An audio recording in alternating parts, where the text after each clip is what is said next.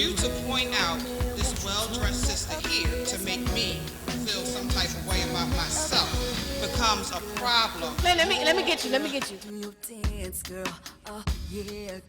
Reason I have never said I do is because I don't. I've been married, and I couldn't sign up for bad sex. Test drive. So if we enter a relationship with anything that's about me, then I don't believe that we're ready.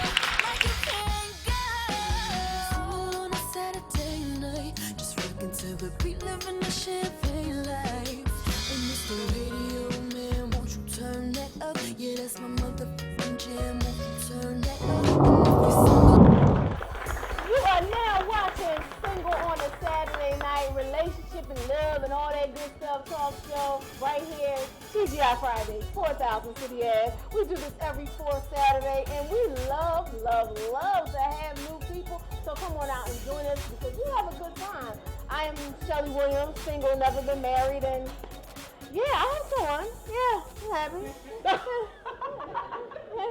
I'm Michele Renee, Miss Sexy All Day, single, no children, never been married, dating.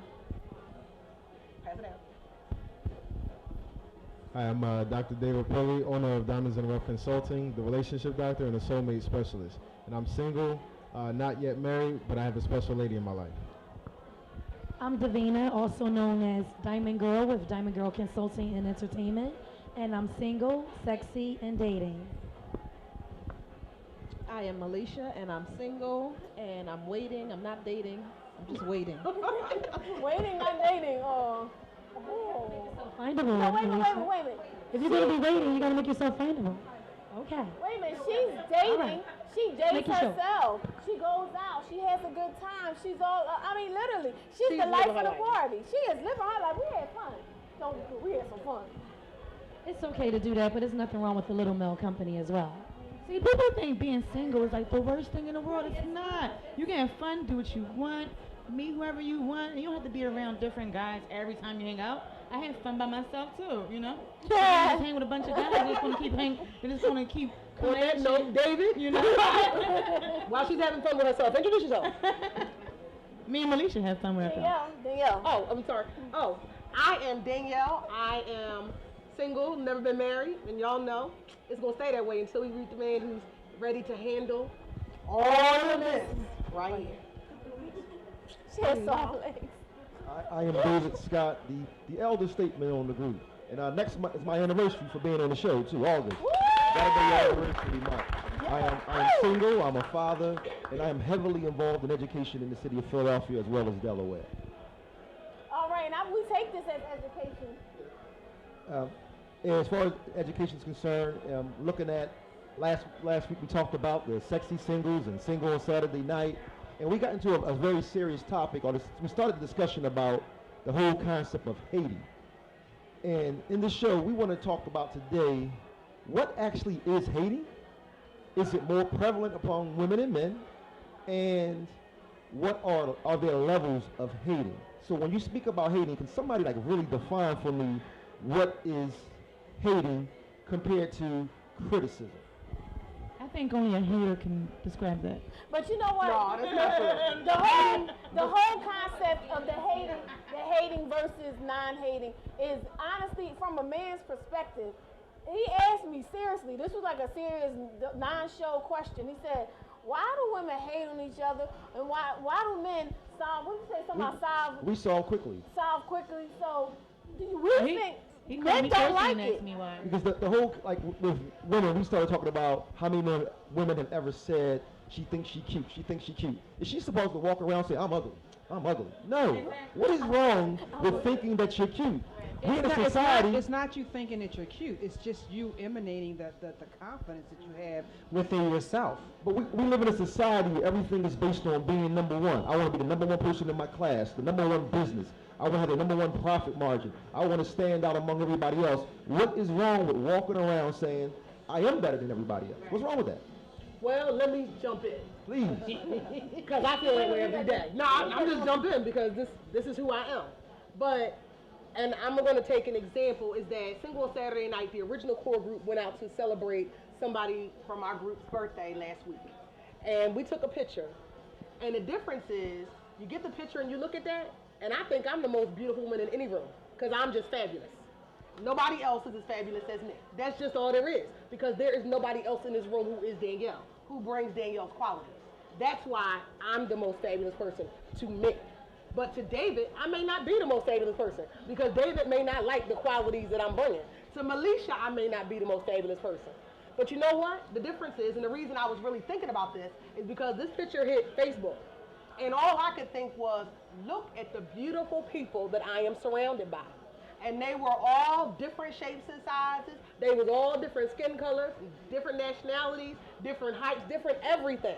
Some are quiet, some are loud. Some are, very reserved, some are very thoughtful. But each of them, I bet you, if you asked, would say the same thing I just said. They are the most beautiful person in the room. And guess what? I was in the room right next to them. And I think that's okay. The problem is that when I feel like I'm not the most beautiful person in the room, and so instead of just accepting that maybe Janice is the most beautiful person in the room, I got to explain why Janice isn't the most beautiful person in the room. And that's when the hateration comes. Because I got to explain why you not better than me. Even though I don't think that I'm all that good, I got to explain why you still are not better than me. Then I want to understand, and I'm going to let my brother David Pulley talk, is the ongoing aspect of it. I sit back and watch men interact. I sit back and watch women interact.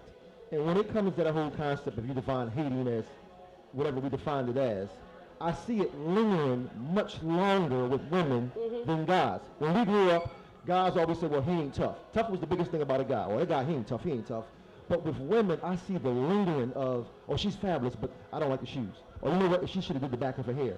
And then I don't like you because my girlfriend don't like you. And what is that constant extending of that process that leads to not only you and one individual, but now it's your group of girls and that group of girls and that group of women? Why does that persist, in my opinion, is that's my opinion, with women far longer than with men? I think one difference for the difference between men and women is that for men, if a man hates on a man, because women are kind of known almost to hate, which is why you're asking the question, men view that as female-like, or, excuse my language, real talk, being a bitch. You know what I'm saying? So a man doesn't want to give up his masculinity in order to quote-unquote hate on another dude. So it's kind of built in our culture not to hate on other dudes because we see that as something that women do. So that's one thing. Another thing in terms of the difference in hating, I think, is, in terms of, we look at the terms, thinking that you're better than someone versus thinking highly of yourself. It's completely fine to think highly of yourself. Like you said, Dave, like, what are you supposed to think? Low of yourself? Because then you got low self-esteem, which is a whole nother issue, and then you got to come see me for therapy. Promote it. You know what I mean? Low self-esteem is an issue, so that's why I promote balance, or what I call the balanced perspective, because if you have low self-esteem, that's a problem. But if you are sitting there thinking that you're better than other people versus thinking highly of yourself, thinking, because when you think highly of yourself, that means, you know what, for my qualities and for who I am, no one else can be me. Therefore, I'm confident in who I am. That's completely fine. That's a part of being healthy in your mindset and healthy in what I call the 4 pillars. But when you start thinking that your good qualities are better than other people's good qualities, that's where you start getting out of the realm of balance, and people start not liking that. And those people that don't like it and see that in you, that's not hating, that's just not liking a person who thinks they're better than you. Yeah, but I hear what you're saying. I agree with what you're saying, but for some of us, you're hated upon and you don't understand why. It's like, I don't give myself the title of being better than, or thinking I'm uppity or I'm all that. You gave me that title. So is it a difference in that? Like, how were you supposed to combat that when someone else gives you that title and that's how you're hated upon? Well, we're going to go to a break, but what I see women always say, I don't do other women. I don't want to be around other women. What I believe is the problem is there's a scripture. I'm not really a scripture person. I know the scriptures, I just don't know. But it says, make allowances for other people's faults. I think people always walk around and think that everything they do is the perfect way and what someone else do is the wrong way. So they're not making allowances for who other people are and accepting people for who they are and what they bring to this life. But we're gonna go to a break. Thank you to everyone that helps us put the show together. DJ Romy Rome, he's not here, but he just was on my mind right there. DJ Romy Rome and Dr. Shock, Austin Fine Photography, and his beautiful wife Lanice, and of course AD Design Group, making me design so well. I don't know. I hope you like it. I love it. You should go to adddesigngroup.com and check it out. And of course, New Video Productions. That's Howard Gilliam Jr. He is the man, honestly, behind Urban Expressions. He doesn't get enough credit. I go into the streets all the time and people like, Urban Expressions, and he's standing there like, I was there before her. I was there before her. But yes, Howard was there before me, before I was even thought of. Howard was doing Urban Expressions from day one, making everything, doing the video, doing the editing. He's been doing a lot of stuff. I think that was over, I don't want to date him, but it was over 23 years ago. Anyway, we're going to go to a break.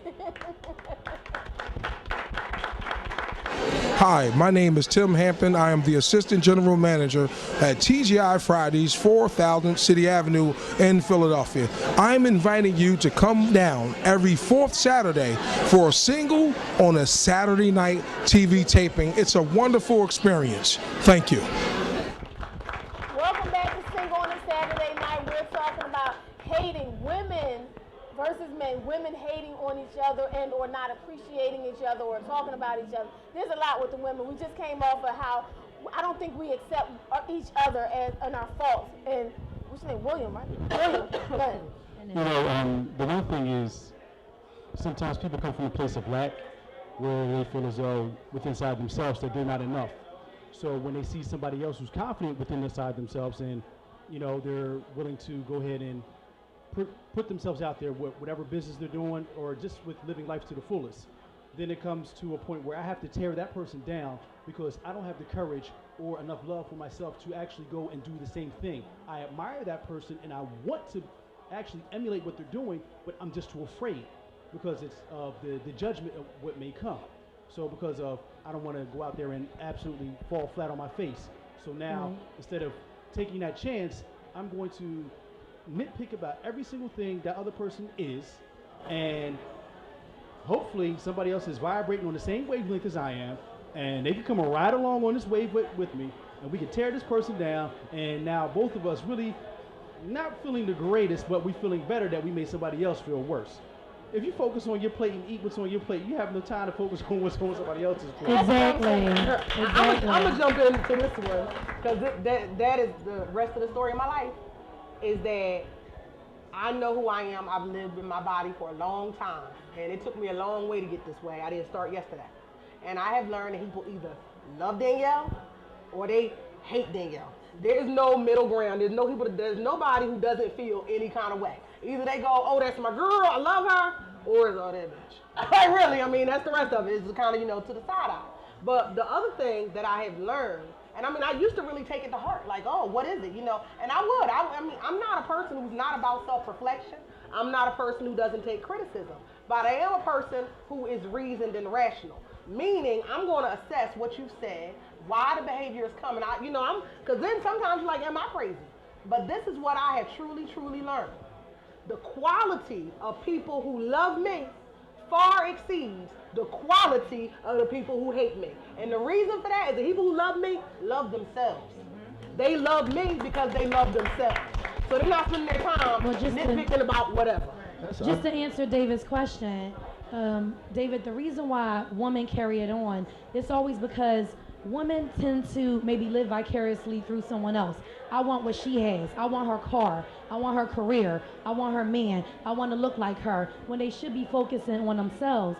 And Shelly, just to address your thing, the reason why women don't want to be around each other all the time is because of how other women make them feel. You know, I minister to women, and I hear a lot of things that go on, and no one wants to feel like someone else is putting them down or beneath them. You know, and even the Bible says, get alongside that person and lift them up, you know, and encourage them so that, again, like you said before, let's glean and shine together, not making someone else feel bad because they don't have something that you do.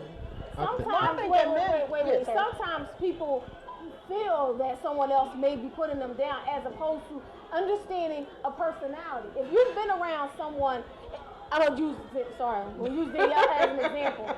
When you've been around her for, I think, almost 3 years now, I understand her personality. Maybe other people won't, but she will uplift you. People think that I'm on her tip, but it's the truth. I know her as a person, just like I know you as a person. I don't look at everybody. Everybody's an individual. You're an individual, but I see you as a person. I see what's good. I see what might get on my nerve. I see that in every person, but people have to start looking at total pictures and stop looking at one side. Everybody's one-sided. You shouldn't. But why do you keep doing it? Why do you keep saying what someone shouldn't do? She is loud at times. She has taken me and said to me, "What's wrong with your bra area? It's crooked." I accept it because I know it's coming from a place of love, not of anger. She wants you to shine like she's shining. But in the rest of it, what's the rest of it? Let me take you to the bra fitting place and let me get you this bra because I'm gonna show you how this can look. Because that's the rest of it. I don't leave you hanging. So you gotta realize, look good, and they girls. That's true. You gotta realize. Not everybody, because you know Danyl, not everybody know Danyl like you do. The same way I get things and perceptions about me that are total opposite of who I am. And then, like you said, people ride on, oh, I don't like her because she act conceited or she thinks she did. No, get to know me as a person first. Now you got 2, 3, 4 people that don't like Davina and thinking she's conceited and arrogant when that's the total opposite. That's why you have to take someone for yourself. If you're hating on someone, you don't dislike something, go up to that person and get to know them and confront them. There's healthy confrontation, and I think that's a lot of the things that the women don't do. They backbite, they hate, and they get on each other's nerves instead of just having a healthy confrontation to say, there's something about you that I don't like. Is this true? No, but that's because as women, we are raised to be non-confrontational. That is considered to be male behavior. David just told us that one of the issues here with men that they don't do the things that we do is because it's viewed as acting like women. Well, do you know, but we laugh about this on the show all the time. Example is that I get accused all the time because I act like a man. So I'm very confrontational, which amongst women is not considered to be a good trait. We don't speak directly. We hem and haw. We couch things as questions because we want them to be acceptable. So instead of having that confrontation, just saying, oh, you know what, is this really true? Or because you don't want to have the direct confrontation, instead we go get us a posse. And that's actually the biggest issue when you talk about the hateration, because we ain't so comfortable hating by ourselves. We're not. We're not comfortable. We got to get us a posse. We gotta get a whole Davina lynch mob and a Shelly lynch mob and a Janice lynch. We gotta get a whole lynch mob, and then as soon as Janice come in, we get with our lynch mob and say, here she comes. Cause now we done had our conversation that don't have nothing to do with Janice. It might have even only had to do with one person's interaction or perception of Janice. And then what do you know what happens? The rest of that hateration, you wanna know how the cycle goes? Janice comes in, Danyl done said 3 things to, sorry young lady, what's your name? Justina. Okay, I done said 3 things to Justina. Justina don't even really know Danyl. But I done said 3 things about Janice to Justina. And then Janice comes in and says something that could be construed as validating that thing that Danyl said about her. And so now, oh yeah, she right. So let me tell, what's your name, young lady? So let's tell Holly all about it. And now we got a whole lynch mob right here of 3 people that don't even know Janice. And it just happens over and over again. Then how do we get to the point where it ends and it's done? It's like, men, we problem solvers. You'll come to us, interaction with all women, we talk, we want to get it over with, we want to settle it, we want to move past it. It's the lingering. When does it say, we discussed it, it's been addressed, it's officially done without any extension? Women don't do that. We don't know. I'm just telling you. You asking me? Women don't do it. You're saying women don't do it. But what if What if men Not are all telling men, you, I do it. men are walking around and telling you they don't really like it? It's not cute to them. So why won't that make you change? If you want it, most people want a man or they want a relationship. If men are telling you I don't like it, why can't we start trying to be better? You have to try within yourself. If you don't want to do that, nobody else can make you do that. We have mature people and we have immature people. Those immature people are always going to be like that. They're always going to drag it on. If you're not confident within yourself, then you're never going to get to that point where you don't care. You don't care. If she come, like she said, if she come and tell me, oh, yeah, she thinks she cute or whatever, I got to make it up in my own mind that I don't care about that. And but if I take the conversation and run with it, then that's something that's within me. I had this conversation with someone who said to me, oh, I know why you and I don't get along, because we both have a strong personality. And I said to her, no, you don't know your place. And that place is free thinking. Somebody formulated opinion about me to you. You took that as being true, and you never came to get to know me as an individual. So I can't change how you think, your perception or your interpretation of what it is that I am. Only thing I can do is, every time you see me, hold my head up that even much more higher and give you something else to complain about. Mary. I just wanted to comment, and I usually use a lot of metaphors in thinking about like it's layers of an onion. So it's layers of how the person became to be who they are. And until they address what that inner self is, the challenges that they have on those layers, and start peeling it back and confronting and having a healthy conversation as you shared, they're not going to be able to confront and deal with anybody on a level that's going to be successful until they really look at the mirror and really confront themselves, really say, okay, you know what? It's been 3 people in the past 3 days or 3 months or 3 years that said that I continually do X behavior. So if they look at that and begin to pull the themes, then they say, okay, let me have this conversation with myself, date myself, meditate, understand what it is that triggers me to constantly react to this situation that way. It ends up feeding like a trauma. So until you deal with that trauma or that attachment or some kind of something that you never dealt with in your layers of your onion, that experience constantly happens every time they meet someone new. And it could be in work, it could be in social, it could be at the grocery store, it could be anywhere that they interact with. That whole vicious cycle is continuing to happen until they have that healthy, direct confrontation with themselves and say, you know what, I want to do better. Be it a spiritual walk, individual walk, however they choose to address it, it has to be addressed with looking in the mirror and inner self first. Amen. Amen. All right, we're going to go to a break. When we come back from the break, we're going to let you. I was about to sing a song. I'm looking at. I'm sorry. Let's go to a break. I can't sing. Let's go to a break. Real quick. Somebody can sing that song. We can put in the song.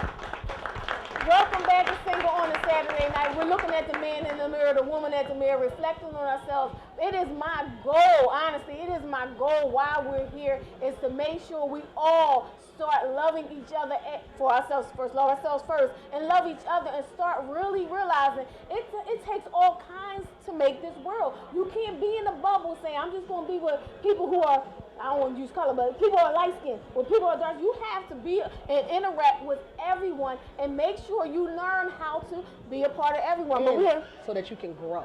I think that we all forget that part. Is that it is a growing process. We don't stay the same. We are constantly changing. I just want to say, as far as we're getting out of the hating habit, it's a matter where you place your energy. To be productive and non-productive is a matter where you place your energy. You can either use your energy to bring somebody else down, or use your energy to bring yourself up. So until somebody makes a conscientious decision to step their game up, they're just going to keep losing. I just got news that somebody was talking about me this morning. First, I got excited. I'm being talked about first and foremost, and what they were talking about is actually in alignment with what I'm writing a book about. So it's like, hold on, that's free promotion. I like this. Right. And with it.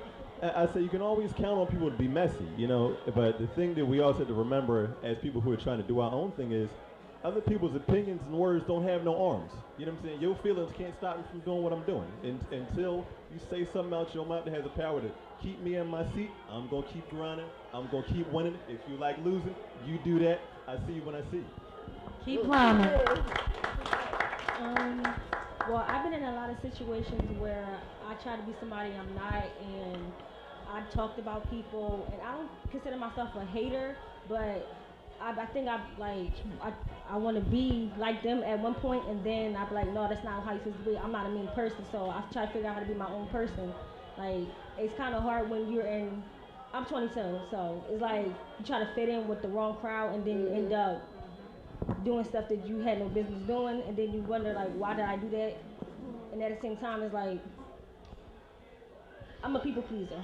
I like to be around a lot of people. So if I feel like you don't like me, I gotta figure out why you don't like me, and I gotta make you like me. So I'm a kind person. So I figure like, why do people gotta hate me and I'm nice to you? It's just, yeah. And I don't know the reason. It's just. You know what? The reason I used to be you. So it's like she said, it's a growth. You're still young yet, so you have plenty of time. The day you close your eyes on this earth is the day that you stop growing.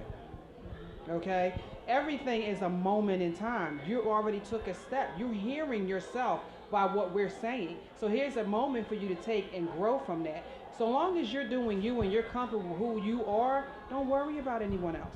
Stop trying to please everybody, because you know what's going to happen. You just said it. Everybody you're trying to please, they're going to come back with something else that they don't like about you. And then you'll be 40-something years old, still trying to figure it out and please people. It doesn't work. But you know what, David? You asked us, is there anybody who's willing to be honest and admit they ever hated on somebody? That's right. And I'm going to give you some applause, because that's a really, really big deal, because we all can justify our reactions to anybody, to ourselves. We can justify them. But the biggest part of growth is actually understanding them. And you took the time at a very young age to recognize you behaving out of your character and recognize why you were doing it. You basically become a mean girl is what I took from that. You know, you become a mean girl, which then made other people just dislike you, which you took as hating on you. So, I mean, seriously, I mean, it's what you just described for us is the entire cycle of what we've been talking about. Okay, so this young lady can do it, and she can do it at 22. So why is it that, you know, generally we talk about our demographic, the 30 pushing on 40. Because they didn't have single on a Saturday night. I'm sorry. Yes, you had single on a Saturday night. The whole point is to, I keep saying, that's the whole point is to help people grow. That's why we're doing it. That's what we do to make sure people grow. So from this point on, maybe you can do what Mary said, start reflecting in yourself and defining who you are as a person and be the total you want to be. I've always been the person that I grew up as a thick going. I don't like using the word fat, but I've always grew up as a heavy person. But I never let it define me. I'm not going to be on TV because I'm fat. Even though people around me is like, oh no, we got to do a model search for pretty people, for skinny people on Urban Expressions. They wanted to do a model search when I'm like, wait a minute, I really have talent. They didn't see my talent until I took over and I owned it. Not, you know, for real. They didn't see my talent until I stepped up. But I never let it say, the people that they did the model search for came in, I didn't hate on them. I didn't say, oh, she got big butt. I was like, yo, you the bomb. Regardless, I didn't let what they reflected on me reflect what they thought. I love these people. I love Dawn. I love each and every one of them. Even though they're like, oh, they sexy ones. I love them. I didn't let their opinion defer me or make me feel bad. I was like, I'm still sexy. I got talent, and one day my talent will shine, regardless of what they think. So sometimes you do have to do a lot of soul searching, but I think that came from my upbringing. My mother loved me. My cousins loved me. They loved me to the point where how could anybody, I don't care what nobody else thinks, because I was so loved. I mean, it was really that deep. So what anybody else says, I don't care, because I know I'm going to shine. I can appreciate each and every one of them because I'm going to shine. But I do reflect on myself like she does. And one thing that I love about the show is, if not you, for me, whenever I come to the show, I find myself just thinking a lot and listening a lot. And it's a lot of power in thought. Then the second part of this is, as was spoke about, was self-reflection. If you're here at the show and you're going through these topics, two things should be happening. You should be thinking a lot, and you should be doing a lot of self-reflection. And how is what we're talking about and discussing, how does that affect me? Have I been a part of that? What can I do to ensure that I'm thinking out clearly before I make any rash decisions, rash comments about individuals or about myself? It's the power of thought and self-reflection. Can I say something? Good point. When you're a person that's always happy and in good spirits, you can't see who's hating on you. You don't care. I don't care what anyone thinks about me. Y'all know that from going on 3 years. I don't care what no one says about me, because the more you talk about me, the more you say Michele, Renee, no matter what you're saying about me, it's going to keep ringing. My name's going to keep ringing and ringing and ringing. Like, well, what is it about Michele Renee that you have to keep talking about her? Or what did Michele Renee do? I've been through this my whole life. but I've always been in good spirits to the point where I don't care. So I'm not going to join no hating clique. I'm not going to join no one's clique. I never had a clique. I've always stood alone by myself, and I walk with God. So I don't care what anyone thinks about me. I don't care who hates on me. Well, And there's a lot of hating going on about me, and I don't even know it. And so somebody there will tell me and be like, you didn't see that on Facebook about you, or this is the name. And I'm like, no, I didn't. I don't pay that, you know? I don't But do pay you ever get tired? That's my question. Like, listen, do you ever get tired? I know I get tired. No, listen, I get very get tired. tired. I get very tired, you know, but it still uplifts me. I'm still happy. I'm still, because, like I said, people talk about you to take the focus off what's really going on with them. So I get tired of it, but you know what? Keep saying my name. And it's going to become a household name. It becomes very frustrating, Danyl. It is frustrating. I heard Danyl said you get tired of it. It becomes frustrating, especially when things are being said about you that are the total opposite or not true. Repeatedly. Not a first or a second, but over and over again. You know what? I had to stop myself is this. Because again, I'm very confrontational. And I have to hold it back because people are not ready for the kind of confrontation I can give you. I know that your self-esteem cannot survive the things that I can say to you. I know this. I know it.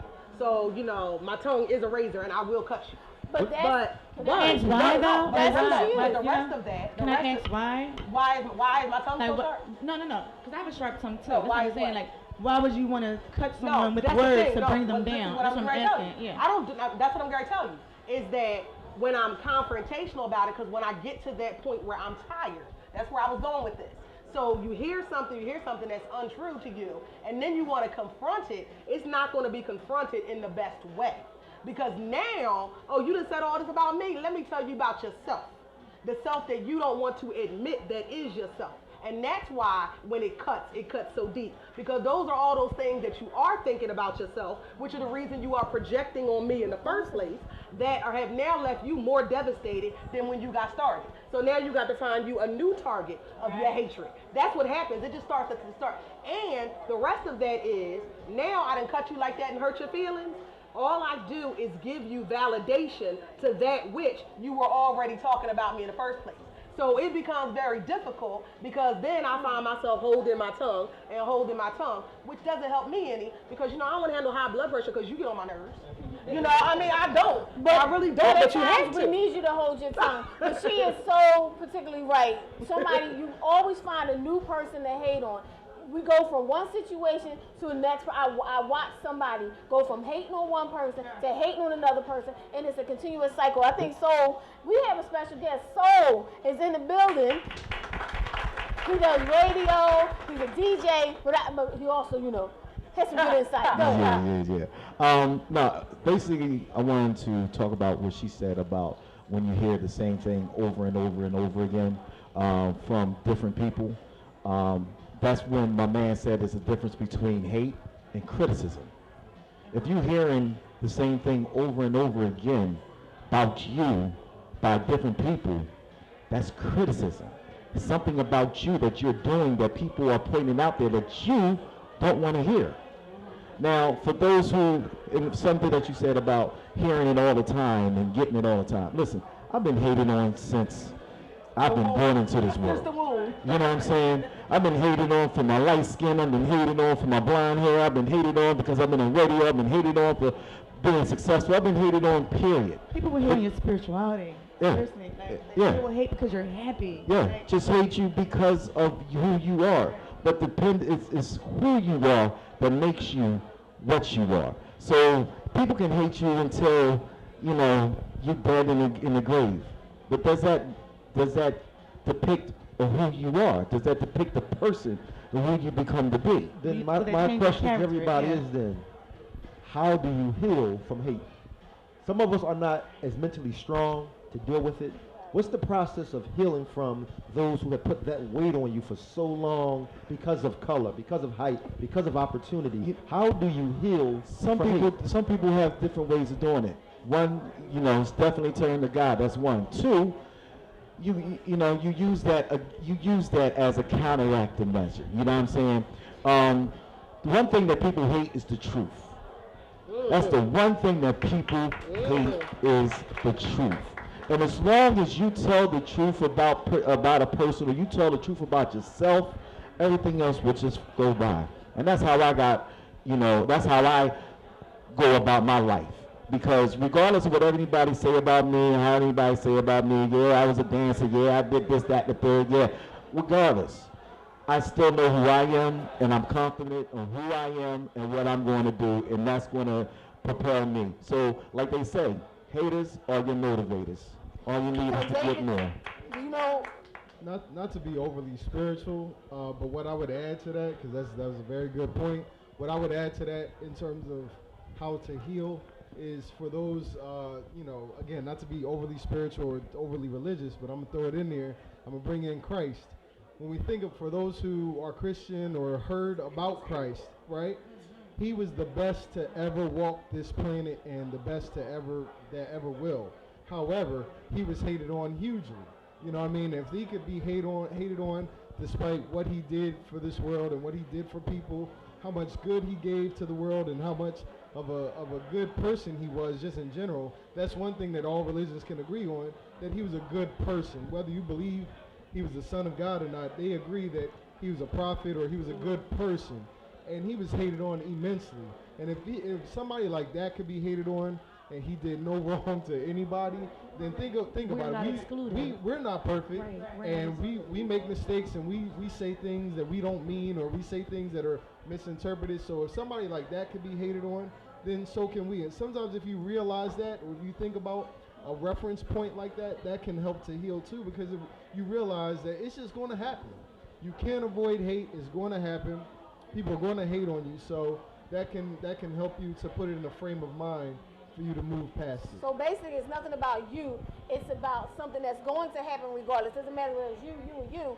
You could be hated on regardless of what age, what step, how you look. You could be hated on. It's just a matter of where you are. Sometimes it's not, real quick, sometimes it's not about someone's perception of you or why they hate you.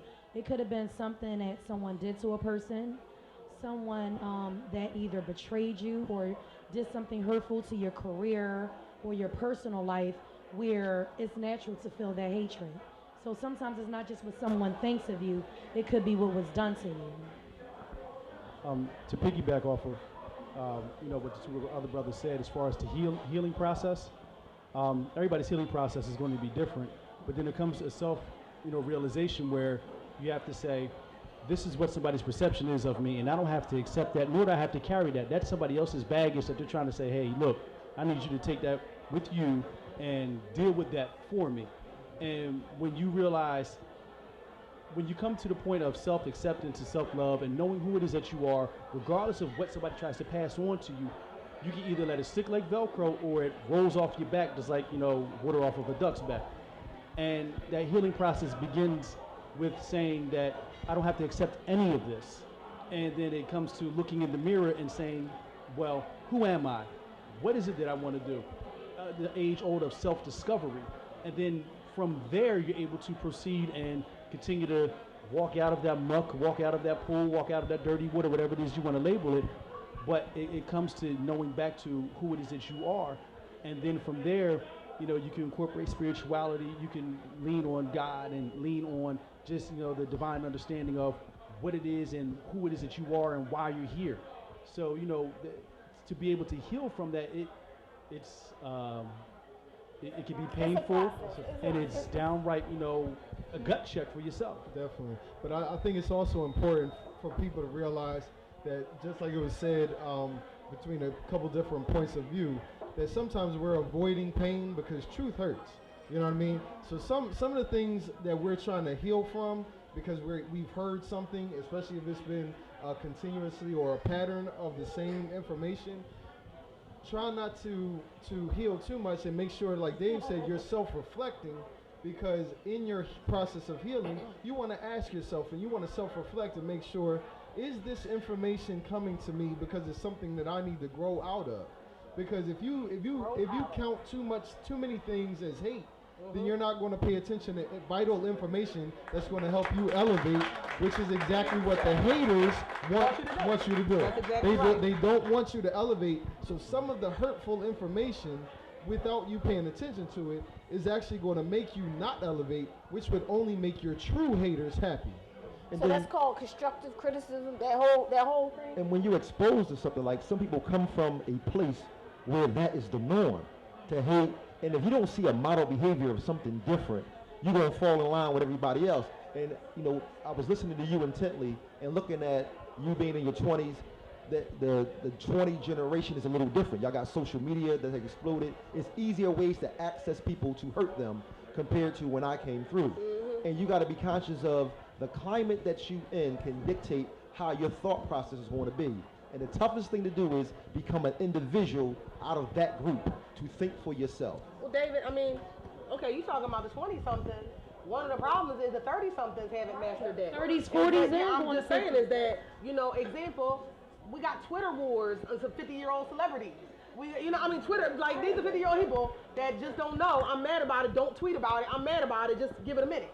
You know, we get Facebook battles. Like, if I'm you know what? I'm apparently gonna bust a caps lock on you on Facebook, and that's how I'm gonna beat you because I can't stand something you said or some picture you put up. So sad. Or seriously, or you know, somebody put a picture of their kid up. Now I'm gonna steal it and put it in the meme and talk about it's an ugly baby.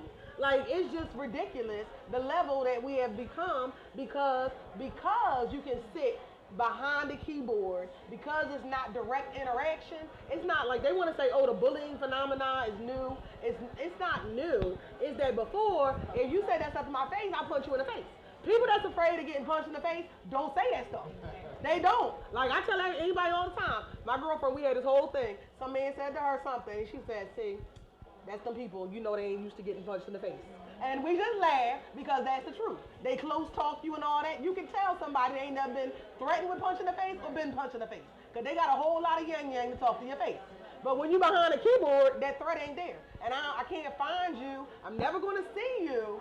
And you can circulate that and get 1,000 likes. Or how about they don't even want to meet you face to face to have that healthy confrontation or get punched in the face?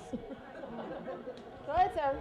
I just want to say two things real quick at this time. Like my brother David Pulley, you know, I'm a Christian, and we need to keep in mind that sometimes in life we're going to be wronged. Not wrong, but wronged. And we tend to fight this. We want to defend ourselves and be right. But the reality is that when we're being wronged, it's an opportunity for us to grow.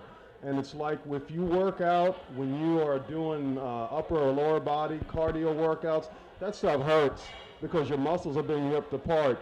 But when you rest, and that's important, and you heal, those muscles grow back stronger. This process of being wronged is emotional growth for us. It's spiritual growth for us.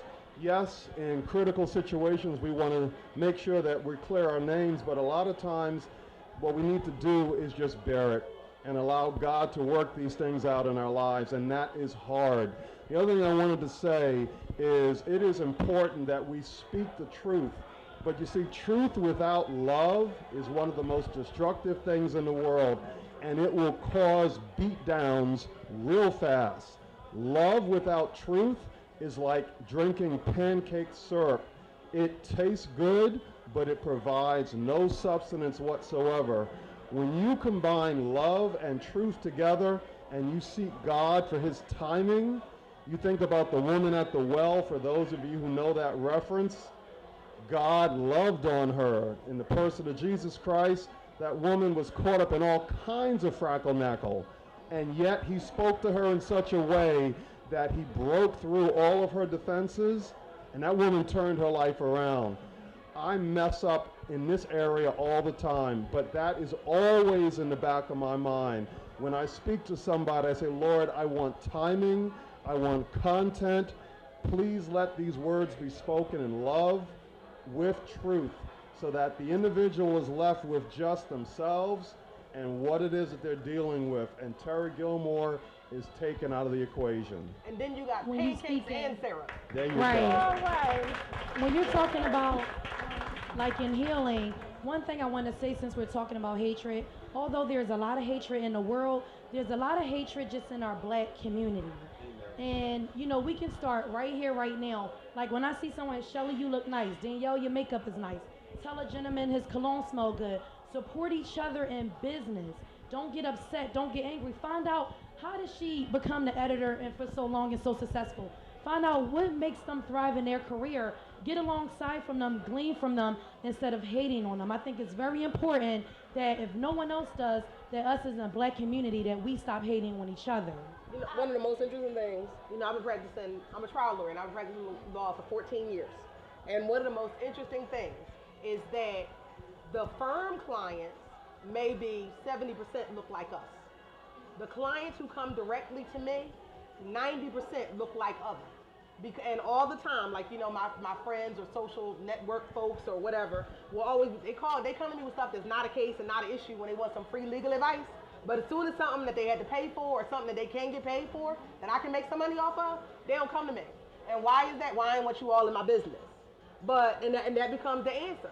So when we talk about that hateration, and I actually just asked one of my friends, like, we had a whole fallout because you had years of asking me about dumb stuff and then had a serious case that I really could have helped you with, and like, we're not speaking to this day about it. And his answer really was, well, I didn't want you all in my business. I said, well, but I knew all your business from your bankruptcy. I knew all your business from your DUI. I knew all your, so what business was it to be in? There was no business. And then in the end, he just admitted, and this is how we actually started having any relationship. He said, I didn't want you to make a come up off of me because I had been struggling for so long. And you know what? It was a revelation to me because with that admission, I started healing. Because for me, being an attorney is something I'm very proud of. And being at the level of success is something I'm very proud of. But sometimes I do sit back and go, why is it that I can't get my own people to hire me? And I wonder, and I recognize it's not just crabs in a barrel. It's crabs nipping all at the heels of Danyl as I walk down the street. It's the mentality, Danyl is saying. It's the mentality of the people, and we have to change that, even if it starts with us, by supporting each other. But it also does take trust. Just the same thing about being around a lot of females. You have to be able to trust someone with your business, with your heart, with your life, with your personal business. So it all has to just start on Saturday night with your man. Because we talk about that all the time too. And that's very hard to find someone to trust for your business. But we are going to start from this point on. We have started. Us as a group have gone through a lot of things, but you can't let negative things come in between to break it up. Sometimes you got to realize that everybody who is maybe sweet, innocent, sometimes they are hurting and may hurt what you're doing and you not even realize it. So look at what's going on. Look at what's going on. And we're going to still keep going. And we celebrate each other. Like I said, this is almost 3 years here. I mean, Soul was on one of our shows when we were in the very beginning. We were at Kid Grace. We continue to grow. This continues to keep going. Janice was with us last year. We continue to grow and people keep coming back because we love and support each other. From the top, we got to talk from the head. From the head, there's no hate here. I hate no one. I hate on no one. So we got to keep spreading that love because I love everyone. I may not like you all the time. That's real. I may not like what you do all the time, but I love you and I'm willing to accept it and help you move forward. So this was the end of the show. This was a great show. I hope everyone enjoyed it. And I hope everybody got everything out. But thank you to everyone that helps us put the show together. Austin Fine Photography, New Video Productions, Howard Gilliam Jr., AD Design Group, and did I forget anyone? Oh, the hair. Oh, that's Lexi at VIP Hair. I did forget you, but she does make me look good. Thank you so much. Well, I have to tell you, I'm going to have real issues because Issues is going national. So they're opening a new location in, South Florida. I know. A whole new location in Miami Beach. So now my makeup and my jewelry's going to come out of Florida. I'm excited. Well, all right. And we thank everybody that came to the viewing party. We want to thank everybody who came to the viewing party. The first time all of us got together to view the actual show. There will be another viewing party that I will host, which we'll talk about later on. But we viewed the show as a panel and as people who watched the show, and we had a good time that day, right? Yes, we did. And coming soon, we will be back to karaoke once a month, Battle of the Voices. So that is coming back to the day we decide. Anyway, that's coming back. Hopefully it's not too long. Yeah, it's coming back soon. He just has to decide when he wants to start. But anyway, we're coming back with a lot of great things. We don't just sit here on a panel. We have a lot of fun. Our lives are very fun, believe it or not. We go out all the time, enjoy each other all the time. So come on out to one of the things we're doing. Look forward for the Sexy Singles Daily News on August 7th. Make sure everybody comes out to support Danyl and all the other classes that are a part of the Sexy Singles. Denise Armstrong, is leading the charge on that, so we look forward to everyone being down there to walk the red carpet. I will be walking the red carpet. Yeah.